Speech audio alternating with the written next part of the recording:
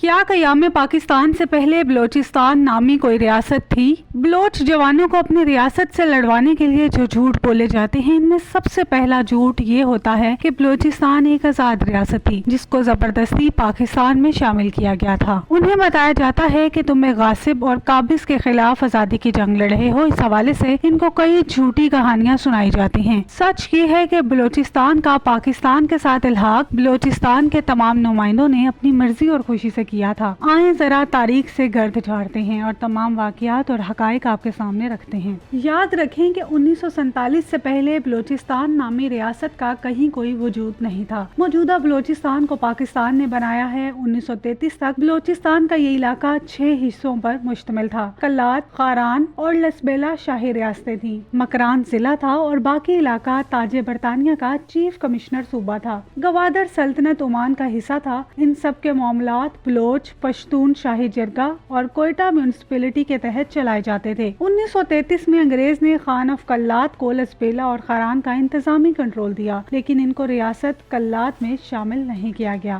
اس وقت بھی خان آف کلات کی نان انڈین اسٹیٹ بنائے جانے کی درخواست تاج برطانیہ نے مسترد کر دی تھی۔ پاکستان کے خلاف شورش ریاست کلات سے شروع ہوئی، جس کی خان کے ایک کانگریسی بھائی نے بغاوت کر دی تھی۔ اہم بات یہ ہے کہ اس باغی کی بیوی افغان شاہی خاندان سے تھی اور کلات کے حکمران کے پاس پاکستان کے الحاق کے ساتھ ہی وہ اپنی بیوی کے ساتھ افغانستان بھاگ گیا تھا اور وہاں پاکستان کے خلاف دہشت گردی کا پہلا کیمپ بنایا۔ یہ بلوچستان میں افغانستان کی پاکستان کے خلاف پہلی پراکسی تھی۔ ایک اور اہم بات نوٹ کیجیے کہ کلات کا حکمران جو خان آف کلات کہلاتا تھا، براہوی نسل تھا نہ کہ بلوچ۔ بلوچ نسل موجودہ بلوچستان کی کل آبادی کا 35% ہے، براہوی 17% اور پشتون بھی 35% ہیں، باقی دیگر قومیتوں کے لوگ ہیں۔ قیام پاکستان سے پہلے بھی تقریباً یہی تناسب تھا۔ برطانوی دور کی بلوچستان ایجنسی کے تمام علاقوں کو 1877 تک تاج برطانیہ کا باقاعدہ حصہ بنایا جا چکا تھا۔ معاہدہ مستونگ 1854 میں ہوا، معاہدہ کلات 1875 میں ہوا اور معاہدہ جیکب آباد 1876 میں ہوا۔ یہ معاہدے سر رابرٹ سنڈے مین نے اتنی مہارت سے کیے کہ یہ سارے علاقے بغیر جنگ کے تاج برطانیہ کے تسلط میں چلے گئے، جس کے بعد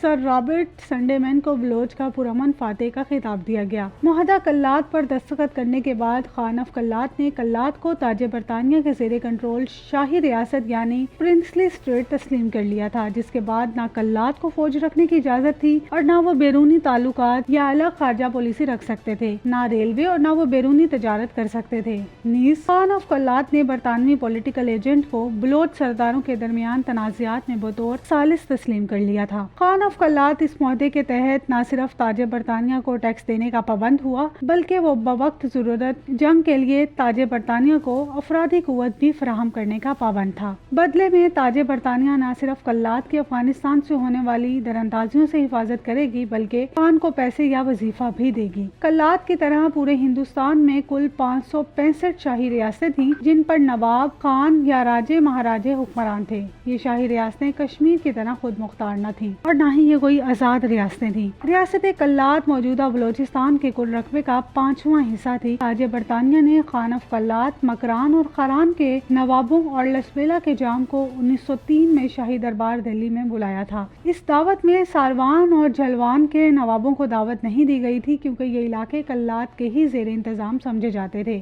یہ تقریب تاج برطانیہ کے زیر انتظام شاہی ریاستوں کے لیے منعقد کی گئی تھی، لہٰذا یہ بات بالکل جھوٹ ہے کہ کلات یا بلوچستان کا کوئی بھی حصہ قیام پاکستان سے پہلے آزاد یا خود مختار تھا۔ کلات تاج برطانیہ کے زیر نگین دیگر 565 شاہی ریاستوں کی طرح کی برطانیہ کی بعد گزار ایک ریاست تھی، جس کو نہ فوج رکھنے کی اجازت تھی، نہ بیرونی تجارت اور نہ خارجہ پالیسی، حتیٰ کہ ریلوے بنانے کی بھی اجازت نہ تھی۔ کلات اور دیگر ریاستوں میں کوئی فرق نہ تھا اور اس کے تمام دستاویزی ثبوت آج بھی موجود ہیں۔